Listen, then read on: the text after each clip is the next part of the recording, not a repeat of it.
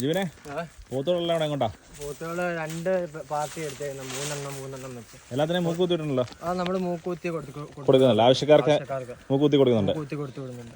എല്ലാ ഒരു എനിക്ക് ചെറിയ കുട്ടികളാണെന്ന് തോന്നുന്നല്ലോ. ഒരു ഏകദേശം ഒരു 130 കിലോ ഒക്കെ തൂക്കമുള്ള അല്ലേ. ഒരു ഇത് 5 പുറയിൽ 6 വരുന്നുണ്ട്. ഇപ്പോൾ 2 പാർട്ടികളുടെയാണ്. ഇവിടെ എങ്ങോട്ടുള്ള ഇത്? ഏത് സ്ഥലത്തോട്ട്?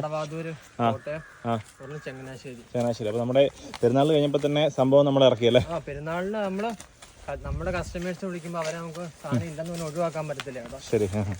എത്ര ബുദ്ധിമുട്ടാണ്. എത്ര അവിടെ വില കൂടി കഴിഞ്ഞാലും അപ്പോൾ നമ്മളൊരു വിശ്വാസം ഉണ്ട് ആൾക്കാർക്ക് അല്ലേ? അതുകൊണ്ടാണ് നാളായിട്ട് ചെയ്യുന്നതല്ലേ.